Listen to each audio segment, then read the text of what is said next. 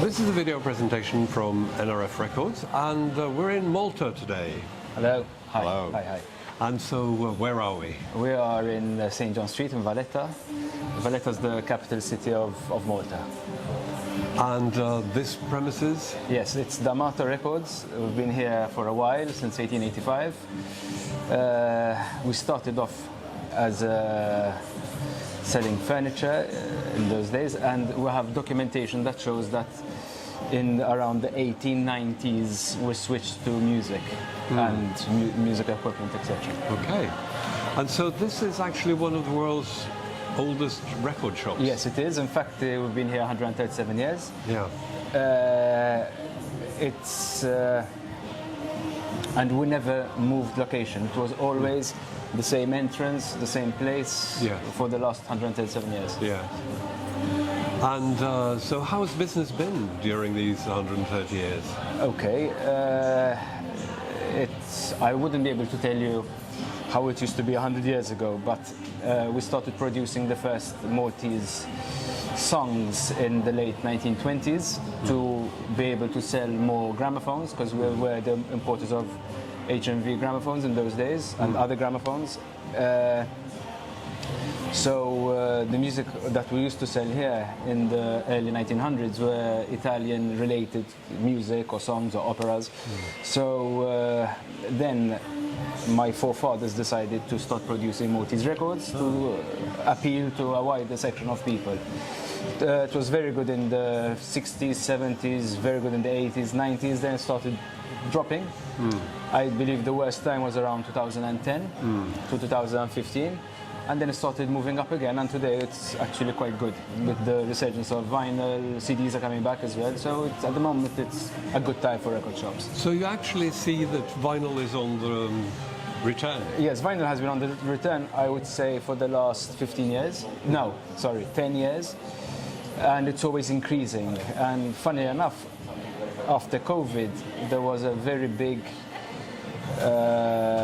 people started actually buying more and more vinyl because they were staying at home. Some of them discovered vinyl, some of them grew their collection. So we had actually a good time after COVID, and it's still rippling on today. And so behind us we see these yes, pictures of... These were the first Maltese artists, those five, which we had sent to Milan. Okay. Recorded through the HMV studios, and then shipped the masters to England, stamped them in Middlesex at HMV, and shipped them to Malta and sold. And they were paid royalties, and I can show you the documents. And this was our old label. Okay. These are the original 78 RPM records. Yes, they're nearly 100 years old. Amazing. Oh, and that's, what are those, the writings? They are information about the song. Who wrote it? By Antonio D'Amato. Wow. And I also can show you a price list of 1931 with the prices of gramophones, needles. These are the records. It's amazing that you still got these things. Yes. Because they break easily, I mean... They do, especially during the war when people were moving stuff. Exactly, because the whole theatre or the opera house or whatever... Valletta was the most bombed place in 1942 in the world. Okay. They say the amount of bombs were heavier than the country itself that fell on it. No, it was the Blitz, they call it. Yeah. I'll get you some other documents. The price list. Our price list of 90 years ago. You can see the machines, what they used to sell for. There was a machine that sold for 50 sterling, nearly 100 years ago. That was quite a bit of money. The records, the operas, the needles, the accessories. And then these are documentation from the 1940s, which shows that during the war, even though we were bombed very heavily, the shop remained open. These are the royalties of 1929. that used to be paid to the singers.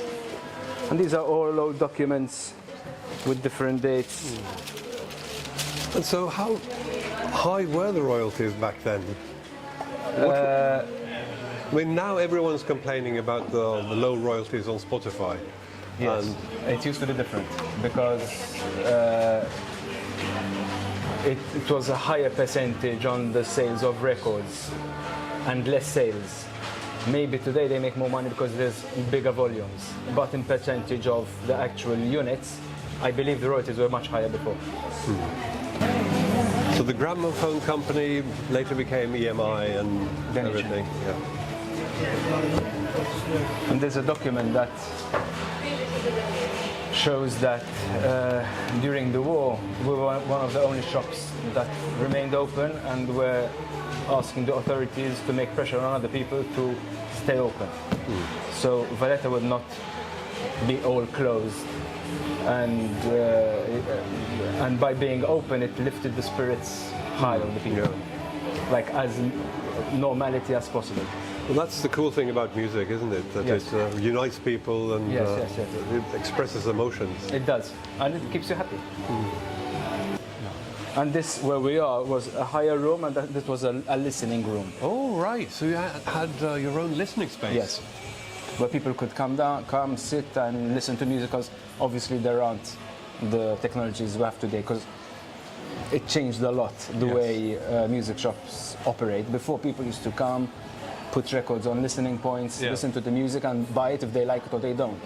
Today, they come and they know what they're going for Yes. because they've listened to the music before, and Yes. it's much easier for us today. So how do you see the future? If it remains like this, quite bright. Okay. Thank you very much. Thank you very much.